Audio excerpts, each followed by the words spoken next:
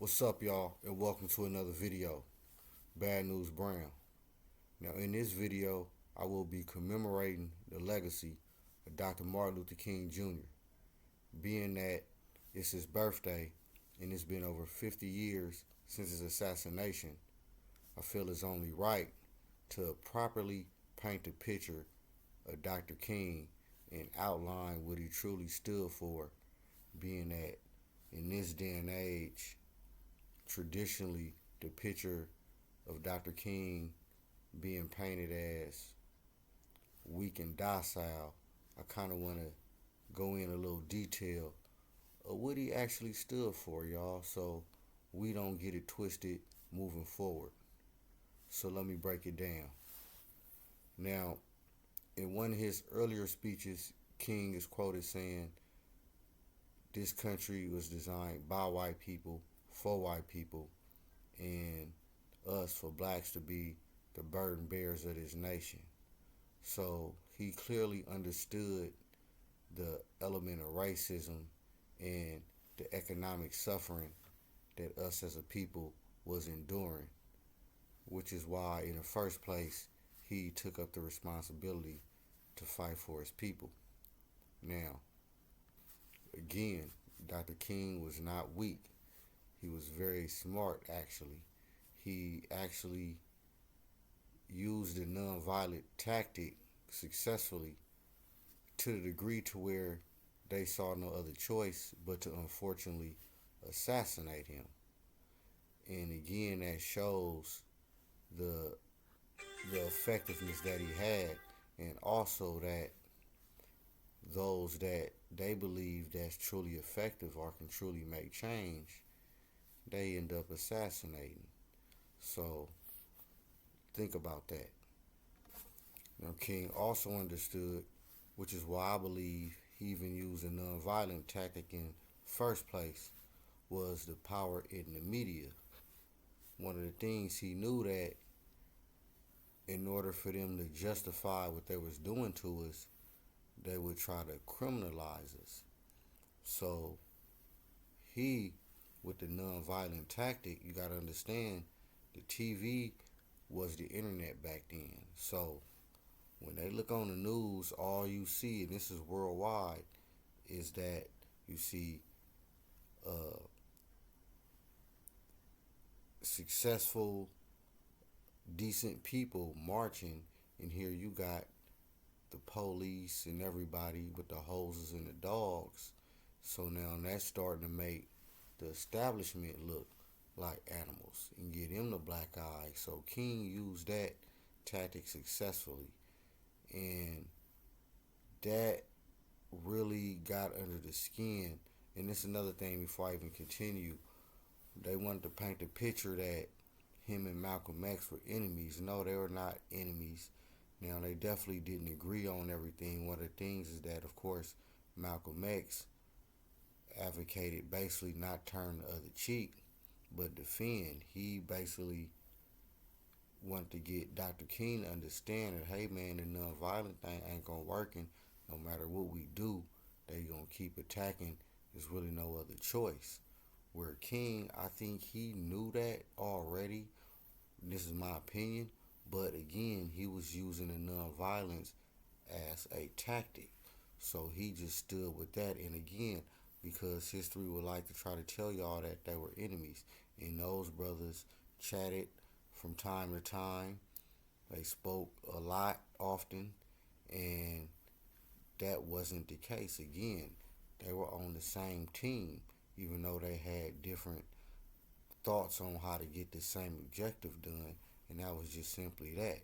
And again, King, another reason I believe they assassinated Dr. King, because he was coming to the realization, again, in my opinion, he already understood that it was really no way. I ain't gonna say it was really no way, but he understood that they they not gonna make it easy for us, to the point to where it's probably gonna end up being a standoff. And I say that because I think he started realizing a lot of people selling them out and everything. Another thing I want to speak on, I want to go back real quick about the March on Washington. See, one of the things is the original March on Washington. And another thing, y'all gotta listen to Martin Luther King whole speeches, not just the little excerpts that they be putting in the media for us. Y'all gotta listen to them whole speeches, even that March on Washington speech. Y'all gotta listen to the whole thing and see how he and see what he was saying about certain issues, even the same issues we dealing with today. To be honest, you can look at some of his old speeches, him and Malcolm X's and Huey's, to see on how to deal with what we dealing with today, because it's the same issues. And it's crazy because if you listen to Martin Luther King right now today, he would be sounding like Malcolm X compared to these cats we got right now. They so watered down. So anyway, again, look at them whole speeches. And again, about the March on Washington, that was originally was supposed to be kind of like a million man march. But what ended up happening is, for some reason, whether a sellout or whatever, it got wind to the wrong ears. I'm gonna put it, and what ended up happening is they got ahead of it and turned it into something else. So just imagine you got something planned, something big. You talk to all the people, all of the pieces is in place, and yeah, we gonna be there at such and such date. And all of a sudden you at the house, and hell, a commercial come on. Hey, it's about to be a march on Washington. Dr. King gonna be there. So and so gonna be there. So and so gonna be there. They gonna be talking about this. Man, y'all be there. And you gonna be like, hold on, what the fuck? This was supposed to be something else under. How they know about this? And they didn't sabotage it or cancel it or nothing. They got ahead of it and turned it into something else. So that's another tactic they like to use to sabotage or neutralize any efforts by the people. So King understood that, and he started seeing things more clearly, or he started coming to a realization, I believe, because even after that, and with the unfortunate assassination of Malcolm X, and a few years later, when the Black Panthers started coming around, they even asked Dr. King, well, hey, how do you feel about this new young, revolutionary group, out of Oakland or whatnot? And, they said that to King, thinking he was going to say something against them, to try to pin them against each other the same way they was trying to do with him and Malcolm X. And King said, well, those that make a non-violent revolution possible make a violent one inevitable. So that right there let you know and let them know that King was already coming, like, hey man, we trying it the non-violent way, but it ain't working. And he also made a statement, I believe, saying that, hey, I believe, I made a mistake. I think I integrated my people into a burning house.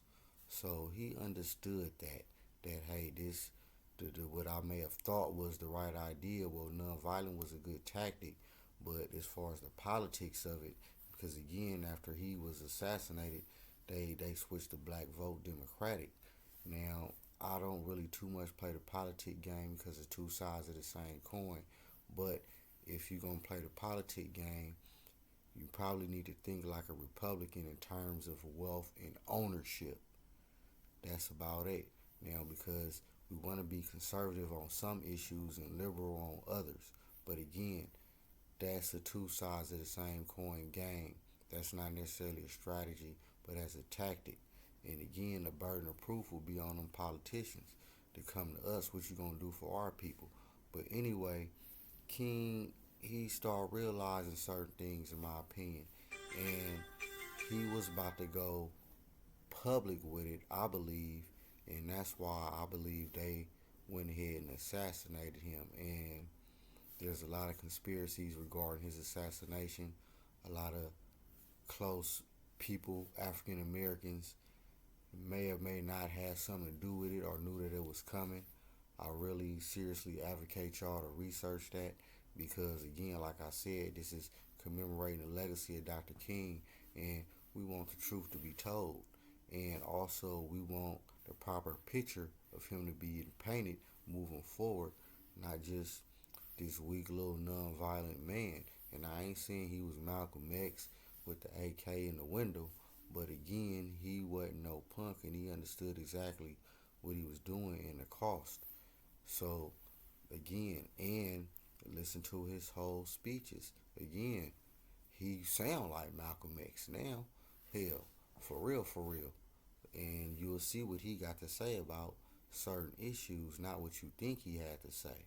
And another thing, because he used nonviolence as a tactic, and so did Mahatma Gandhi, they want to put a statue of Gandhi at his memorial in Georgia out here, which is, I seriously doubt King would have liked that.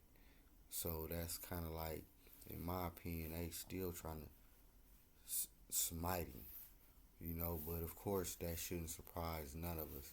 But shout out to Dr. Martin Luther King. His service was greatly appreciated. I advocate y'all again to research more about Dr. King and hear his speeches out the own horse's mouth, as opposed to letting Hollywood or whoever else tell you the story. And again, that's what we gonna continue to do, is tell the true story of not only our people but certain events or whatever. We gonna let it be known what's going on in the truth, for sure, for sure. It's Bad News Brown, man, breaking this shit down one time for y'all. Go ahead and hit that like, dislike, and again, man, rest in peace, Dr. Martin Luther King. We out.